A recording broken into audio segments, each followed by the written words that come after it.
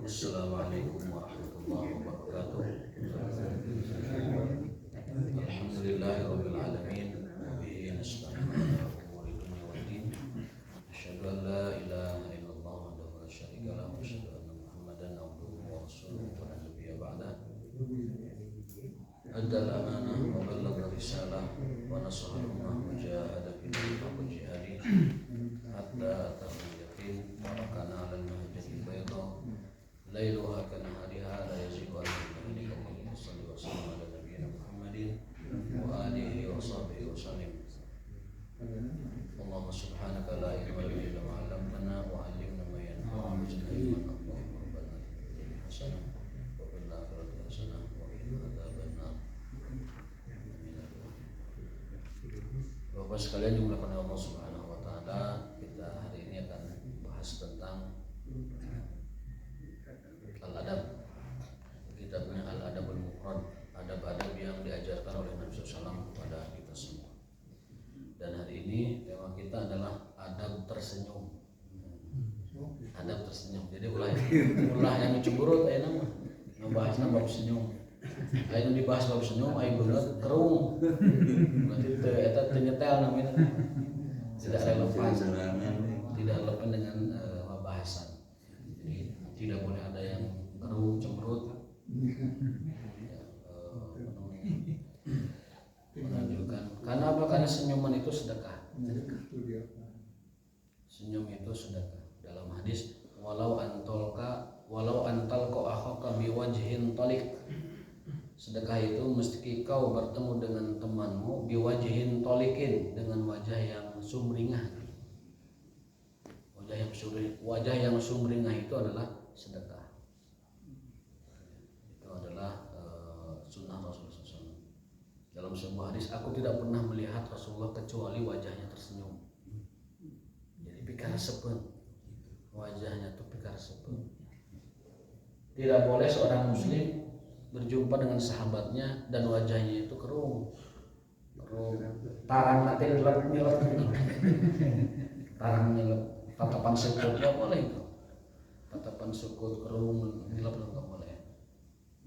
Bermuka netral saja nggak boleh, bermuka datar nggak boleh. Seorang muslim bertemu dengan saudaranya itu harus dengan biwajhin taliqin, dengan wajah yang sumringah, wajah yang terbuka. Apa? Someyah itu dari bahasa Arab samah itu apa namanya? Dari bahasa Arab. Someyah dari bahasa Arab samah. Ketemu teman yang kafir sama disudahkeun someyah. Ketemu sama teman yang kafirin Dengan kafirin senyumnya beda dengan semua orang beriman. Datar aja. Senyumnya beda dengan kepada orang beriman. Kalau senyum biasa itu ya senyum umum lah begitu. Senyum umum berbeda dengan senyumnya dengan orang beriman. Ada rasa kangen di sana, ada rasa senang, aya kaatoh gitu, aya karesep berjumpa dengan saudara sesama Islam. Kalau dengan non muslim, senyumnya itu senyum umum, senyum biasa gitu. Senyum biasa. Lebih ditekankan lagi kepada sesama muslim gitu. Sesama muslim. Itu adalah sedekah. Gitu. Jadi senyummu ke semua orang, senyum itu ke semua orang, tapi dengan orang beriman harus lebih gitu. Harus lebih karena dia saudara kita beriman. Kemudian ada ukhuwah di sana, ukhuwah Islamiyah, ukhuwah imaniyah dan lain sebagainya. Tentu kadarnya di atas senyum kita kepada orang secara umum.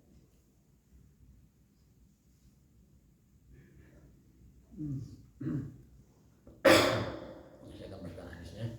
Hadatsana Aliun ibnu Abdullah qala hadatsana Sufyanun an Ismail an Qais qala sami'tu Jarirun yaqulu ma ra'ani Rasulullah mundu aslamtu illa tabassama fi wajhi. Kata sahabat Jarir, beliau mengatakan ma ra'ani Rasulullah tidak pernah berjumpa denganku atau melihat aku atau aku melihat beliau mundu aslamtu, sejak aku masuk Islam, illa tabassama fi wajhi, kecuali beliau tersenyum kepadaku. Jadi kata sahabat ini, aku belum pernah mendapati Rasulullah sejak aku masuk Islam kecuali beliau tersenyum kepadaku.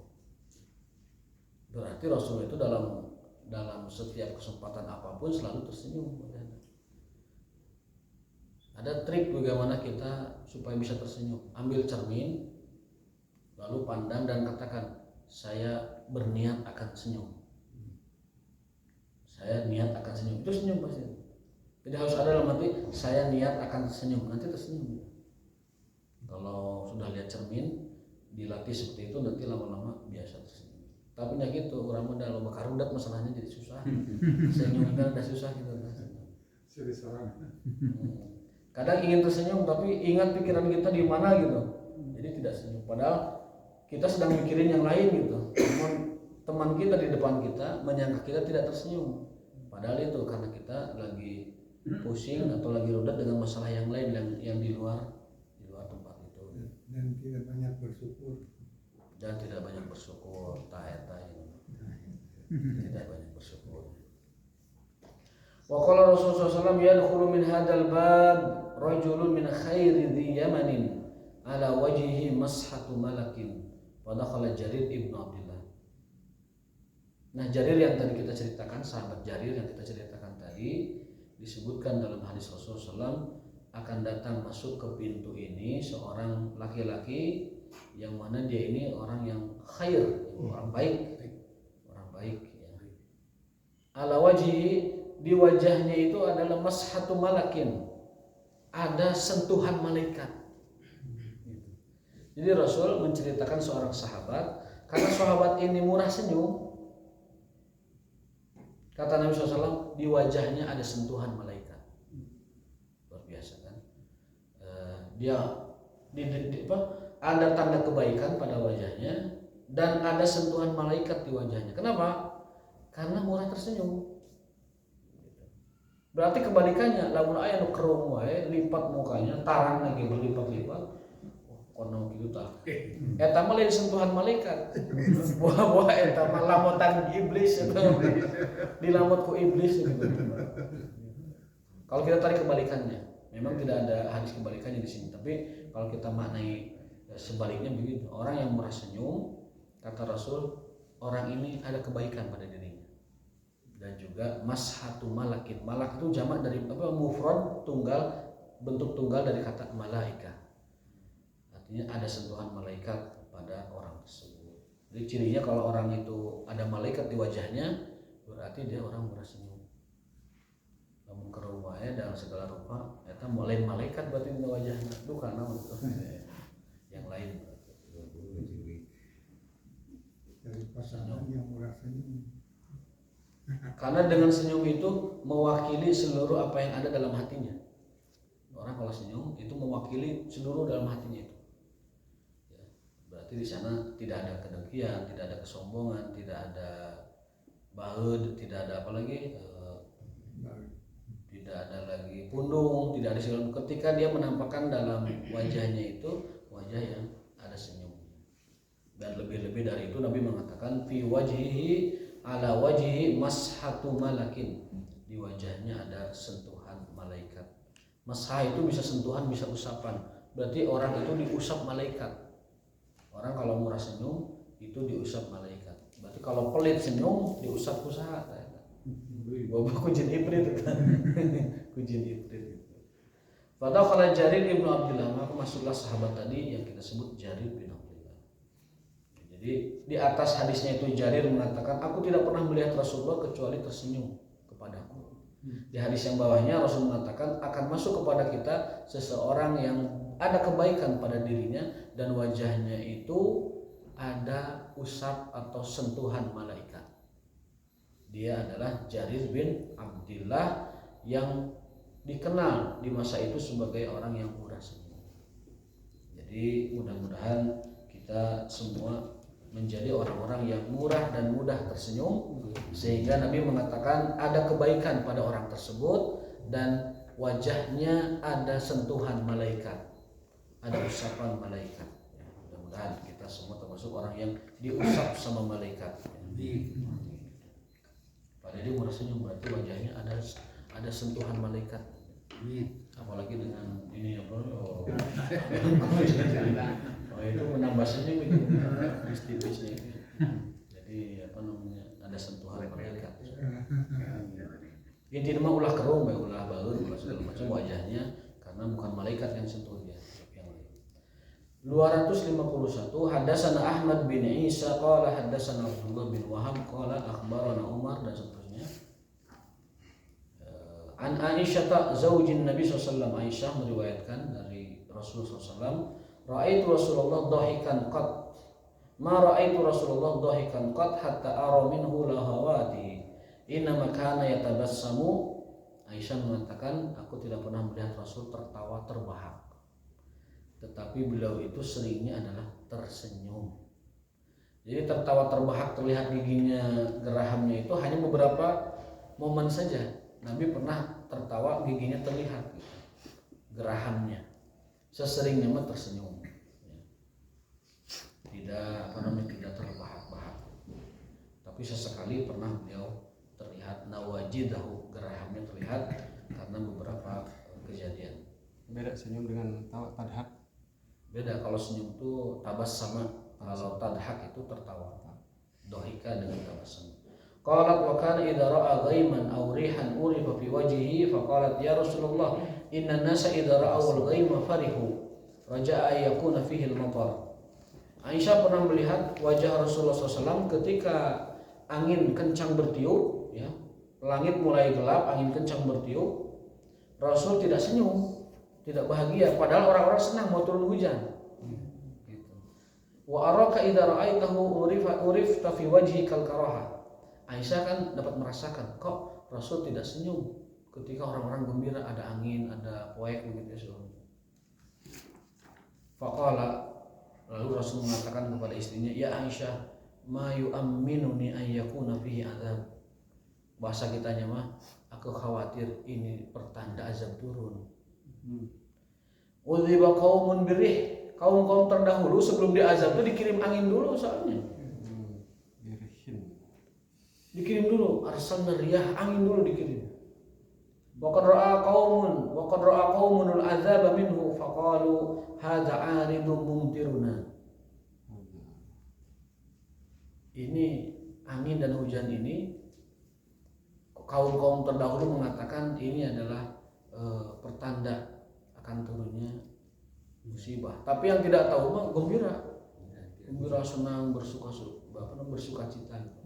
Lalu Nabi SAW malah terlihat di wajahnya itu kesedihan dan mengatakan setiap kaum diazab itu dikirim angin kencang dulu sebelumnya, baru setelah itu diazab. Dan orang-orang mengira, kaumnya itu mengira bahwa itu ada air mumtiruna, wah ini apa namanya, kita akan turun hujan dan sebagainya. Jadi Rasulullah SAW mengkhawatirkan bahasa mayu aminun, aku tidak nyaman, aku tidak tenang kalau situasi seperti ini karena khawatir apa yang menimpa kaum terdahulu menimpa juga kepada kaum. Ini pertanda bahwa Rasul tidak tahu yang gaib. Rasul pertanda tidak tahu yang gaib. Dalam ayat pernah kita sampaikan surat Hud ayat 11, walau kuntu a'lamul ghaib lastaksartu min khair wa mamassani su. Andaikan aku tahu yang gaib, aku dapat mencegah keburukan. Tapi faktanya Rasul di peperangan terluka. Buktinya ada angin, Rasul mengatakan aku khawatir kaumku tertimpa azab karena umat terdahulu biasanya dikirim angin dulu sebelum azab. Gitu kan? Itu pertanda bahwa Rasulullah SAW tidak tahu yang gaib. Bisa jadi setelah angin itu ada azab kan begitu.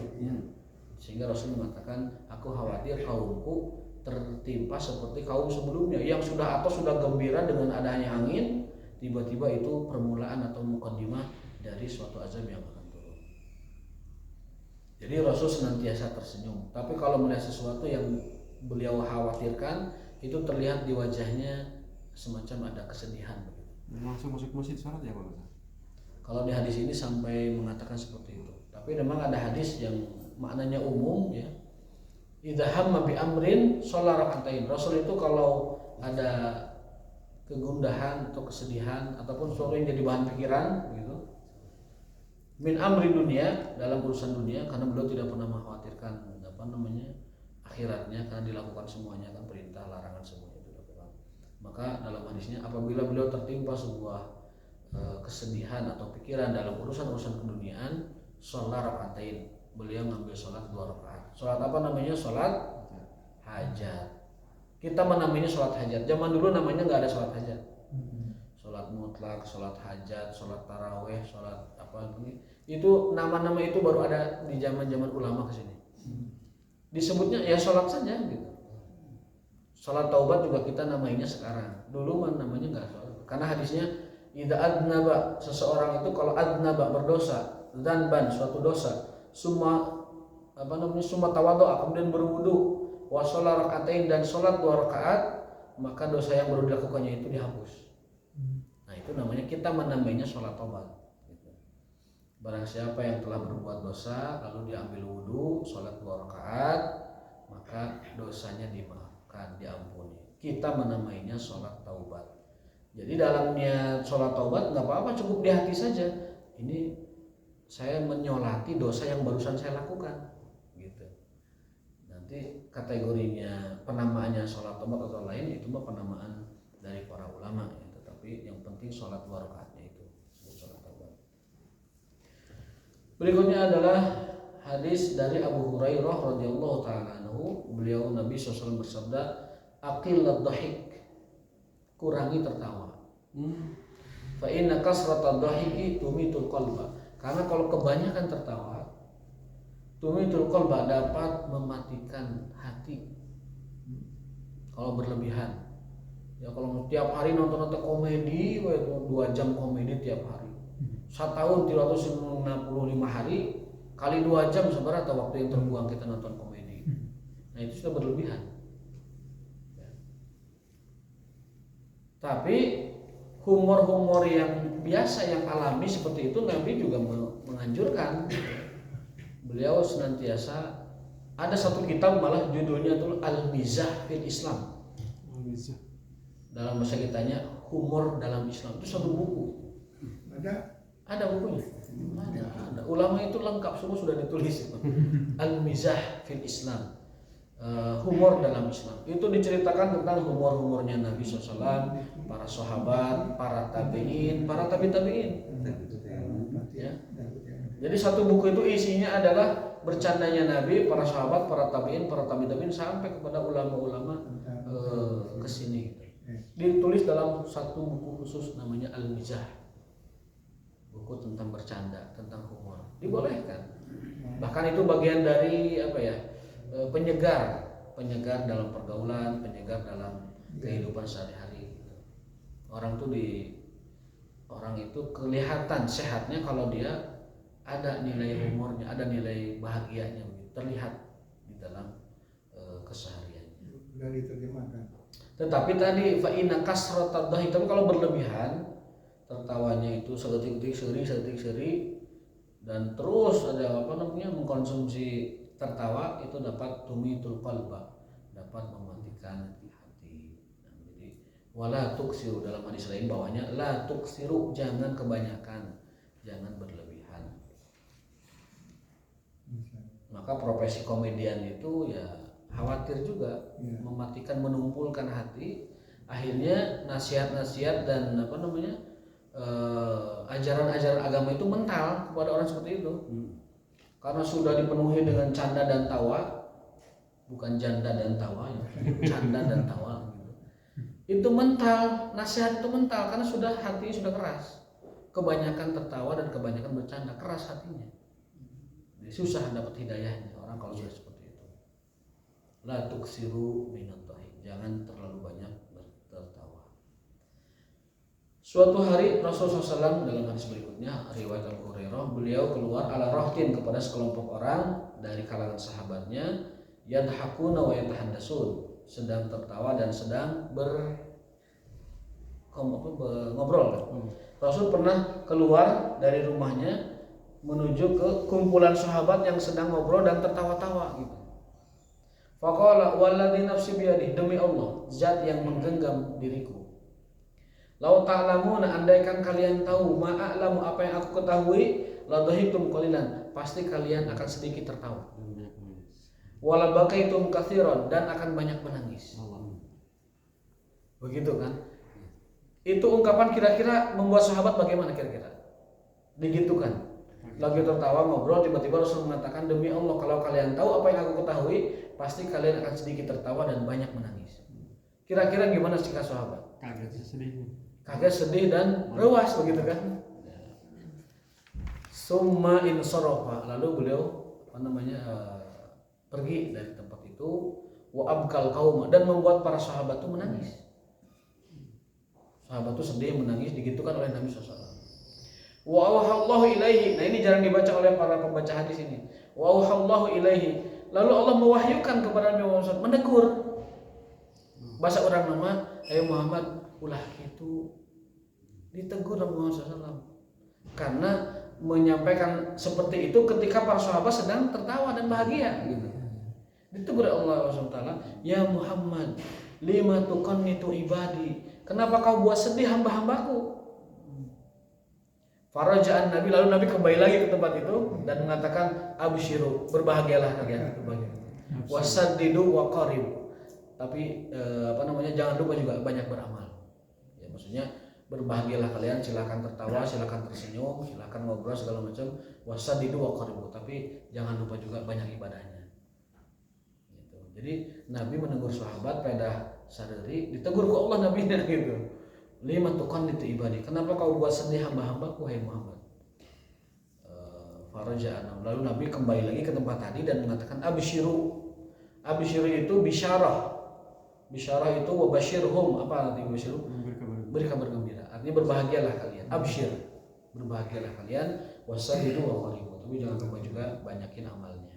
Misalnya Itu hadis riwayat Imam Bukhari. Juga ada dalam hadis Ahmad, ada juga dalam hadis Ibnu Hibban, disahihkan oleh Imam Albani dalam silsilah hadis sahihnya, dalam kumpulan kompilasi hadis sahihnya.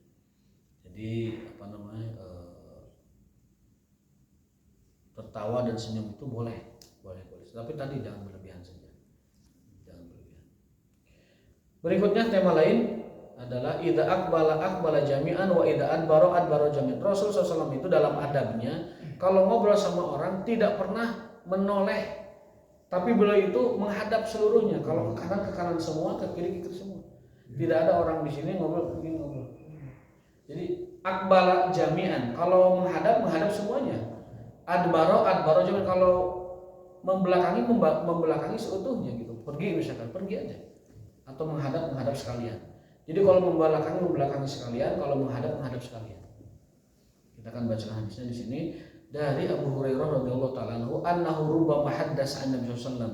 Beliau menceritakan dari Nabi sallallahu alaihi wasallam, fayaqul haddatsanihi ahdabu syafrain. Rasul sallallahu itu yang beliau terima hadisnya oleh Abu Hurairah itu ahdabu syafrain. Beliau itu jamil surah, orang yang paling tampan. Ahdabu syafrain, paling tampan. Abyadul kashain, putih sekali dan merah mukanya. Putihnya itu agak kemerahan. Kata para ulama, khilafun lil Arab, berbeda dengan wajah orang-orang kala itu. Rasulullah itu tampannya, putihnya, bersihnya, kemerah-merahannya berbeda dengan orang Arab kebanyakan yang kulitnya asmar. Apa asmar itu? Agak coklat. Putih agak coklat itu khas kulit Arab itu. Atau sebagian ada yang hitam. Tapi Rasulullah SAW menyelisihi rupa dari orang-orang Arab yang ada saat itu. Jadi orang sekali lihat aja, oh ini mah malaikat. Jadi kan suka ada bahwa ada yang mengira Nabi Muhammad yang tidak jauh wajahnya dengan orang-orang Quraisy. Tidak, di sini disebutkan bahwa abyadul kushain itu maksudnya adalah Rasulullah SAW itu khilafan, berbeda sekali lil Arabi, dari orang-orang Arab al-Mahud yang ada kala itu. Beliau putihnya ada kemerah-merahannya, kemudian sangat tampan sekali, bercahaya, bersih, bening, berbeda dengan wajah-wajah orang Arab yang ada saat itu. Berarti itu sebuah keistimewaan dari Allah Subhanahu wa taala. Pantasan orang kalau lihat saja sudah meluruh hatinya. Lihat saja sudah meluruh hatinya. Itu Nabi SAW. Kalau lihat Nabi, iman tambah meningkat, tambah naik. Ada sahabat namanya Hudzaifah. Beliau mengatakan nafaktu 3 kali, nafaktu ya Rasulullah. Ya Rasulullah, aku sudah jadi orang munafik. Aku sudah jadi orang munafik. Loh, kenapa? Karena kalau aku melihat engkau ada di sekitar engkau, imanku naik tinggi. Tapi kalau pulang melenoi lagi imannya. Turun lagi imannya. Hanzalah ya? Hanzalah, bukan Hudzaifah, Hanzalah. Imanku melemah kalau lagi turun. Kalau lagi tidak berjumpa dengan engkau. Apa kata Nabi? Al-imanu sa'atan. Iman itu memang begitu. 1 jam. Fluktuasinya. Fluktuatif. Hanzalah memaknai dirinya itu kayaknya saya ini ada anasir-anasir kemunafikan. Karena kan orang munafik itu kalau ketemu Nabi menyatakan beriman, kalau pulang tidak beriman. Nah, Hanzalah ini khawatir dirinya ada kemunafikan. Lalu mengaku itu kepada Nabi. Ya Rasulullah, sepertinya saya ini orang munafik. Kenapa? Kalau berjumpa engkau imanku naik, tapi kalau meninggalkan engkau imanku turun. Nabi menghibur beliau dan mengatakan al-iman sa'atan. Iman itu sejenak demi sejenak. Bagaimana meningkatkannya? Yazidu bi ta'ah. Iman itu kan turun naik. Naiknya itu bi ta'ah dengan ketaatan, dengan ibadah, dengan sholat, dengan baca Quran, dengan tilawah, dengan zikir, iman naik. Wayan kusubil maksiyah, dan menurun, melenoi, melahoi gitu, bil maksiyah, dengan kemaksiatan. Semakin kita tergerus maksiat, semakin turun iman dan jeblok pada saat namanya asfalas safilin. Semakin kita taat, semakin naik imannya, semakin muncak imannya sampai kita mencapai a'la iliyin. Orang beriman itu ada 2 kan, ada a'la iliyin, ada asfalas safilin. Nah, asfalas safilin itu orang yang tadi yang di bawah. Sudah aspal, safilin lagi di bawah. Kalau orang beriman a'la iliyin, tinggi dan tingginya lagi. Maksudnya apa al-imanu sa'atan itu?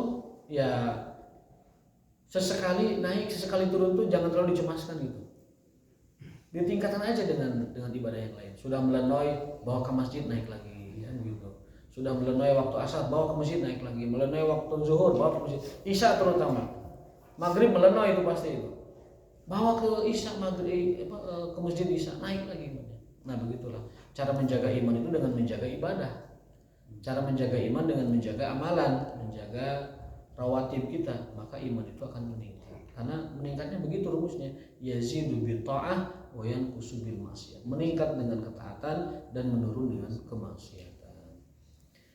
Kata Abu Hurairah, telah berbicara kepadaku orang yang paling tampan, orang yang paling rupawan, yang berbeda dengan orang-orang Arab pada kala itu. Tampan sekali. Idza akbala, beliau ini kata Abu Hurairah, idza akbala, kalau menghadap, akbala jami'an, menghadap seutuhnya. Jadi kalau ngobrol, kalau berhadapan, kalau di depan kita seutuhnya berhadapan gitu. Wa idza adbara, kalau meninggalkan, adbara jami'an, meninggalkan, berpaling seutuhnya gitu. Jadi nukangan seutuhnya, kalau yang harap seutuhnya gitu. Ya tidak ada istilah ngobrol dengan orang di samping, nggak ada boleh. Lalu orangnya di dia balik kepada diri, menghadap gitu. Jadi ngobrol pagigir-gigir teh tidak nyunah itu teh. Orang mah kan sok digigir ya. Pagigir-gigir ngobrol itu. Menghormati orang yang diajak bicara. Karena Rasul itu jiwanya lembut, nuraninya tuh halus. Tidak mau sedikit pun membuat orang itu merasa tidak nyaman dia berada di antara beliau. Jadi kalau menghadap seutuhnya, seluruh badan dihadapkan. Kalau meninggalkan seutuhnya, membelakangi pergi seutuhnya gitu. Tidak tidak pagigir-gigir, tidak juga orang ngobrol ke sini dianya ke sini gitu. Nah itu bukan bagian dari adab Rasulullah SAW. Lam tara ainun mislahu, kata Abu Hurairah, kalian atau yang diajak bicaranya berarti perawi hadis, kamu tidak akan melihat mata seindah matanya Rasulullah. Subhanallah. Lam tara ainun mislahu, kamu tidak akan pernah melihat mata seindah itu. Walan tarau, dan tidak akan pernah ada kamu melihat mata seindah itu. Subhanallah. Makanya kita kangen banget sama Rasulullah SAW. Rindu kepada beliau SAW. Mudah-mudahan Allah mempertemukan kita, memperjumpakan kita dengan Rasulullah SAW. Caranya dengan mengikuti sunnahnya, memperbanyak sholawat kepadanya. Itu yang paling mudah kita bisa lakukan. Menjaga sunnahnya, memperjuangkan agamanya, dan juga mengagungkan beliau Shallallahu Alaihi Wasallam. Itu hadis terkait dengan, sampai Imam Bukhari menulis bab khusus, kalau ngobrol hadapkanlah seutuhnya, atau kalau meninggalkan tinggalkanlah seutuhnya gitu. Tidak separuh-separuh. Tepuguh itu yang harap atau yang ngigir nukang itu tepuguh. Enggak boleh, harus seutuhnya. Panona kata kadi, panona kata kadi. Gitu ya. Panona atau kadi bahasa orang gitu. Kadi atau panona ngobrol kesing bener gitu. Bahasa orang gitu. Sang harapan, kemudian mata ketemu mata, ngobrol. Kalau memang itu acaranya ngobrol gitu. Kalau acaranya lagi nembok masjid atau kerja bakti ya nggak bisa, beda kan urusannya. Kalau lagi kerja bakti mah ngobrolnya ya selewat, namanya juga lagi kerja bakti kan acaranya. Tapi kalau lagi ngobrol, kadi atau matana gitu, kadinya harus fokus gitu. Jadi tergantung konteksnya. Begitu. Sampai Imam Bukhari menuliskan satu bab khusus terkait itu, menghadap seutuhnya dan meninggalkan seutuhnya. Nah,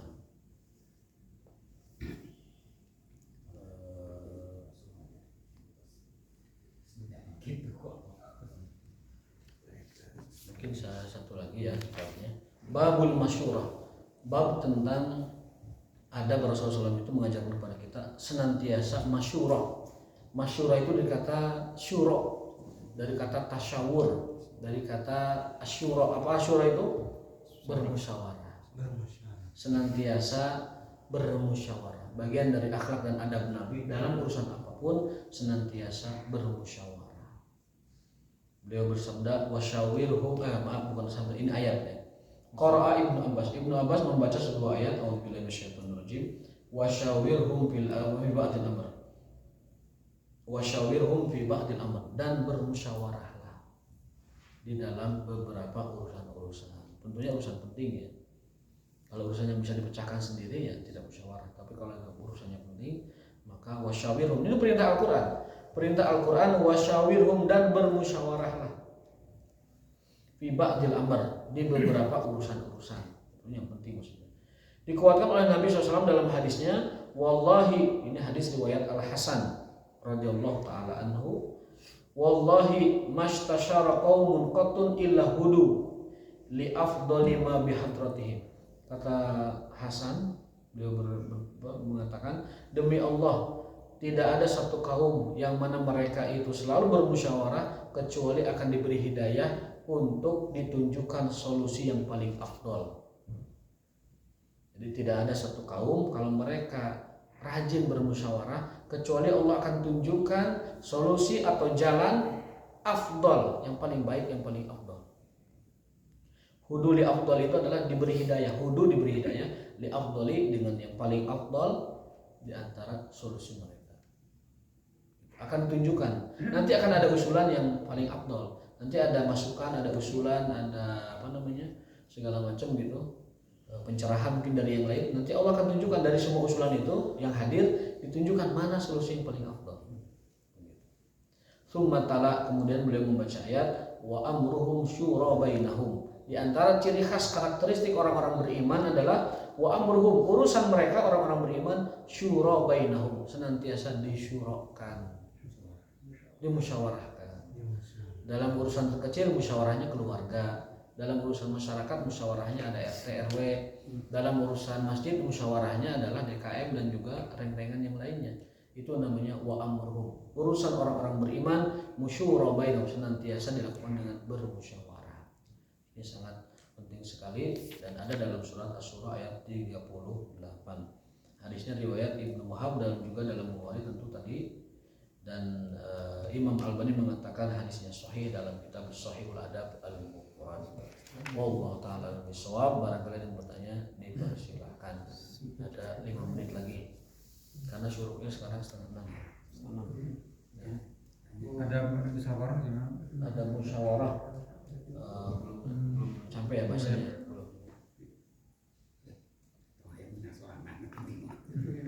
Tapi kalau kita lihat beberapa isyarat hadis ya, musyawarah itu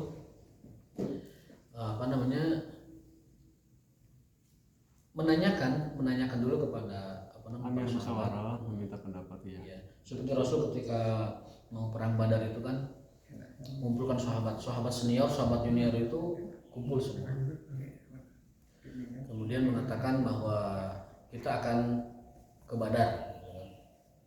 Para sahabat senior mengatakan sebaiknya kita bertanya dulu, ya Rasulullah, ini wahyu atau pendapat kan gitu. Setiap Rasul memutuskan keputusan penting, sahabat itu ingin memastikan ini wahyu atau pendapat. Kalau wahyu ya mereka sudah samina wa ta'na. Seperti kejadian Hudaybiyah yang mana Rasul gagal umroh tapi disuruh menyembelih hewan kurbannya di Hudaybiyah dan pergi ke Madinah. Itu wahyu. Rasul tidak menerima musyawarah di situ. Meskipun para sahabat kesal dan sampai mengatakan, bukankah engkau adalah Rasulullah?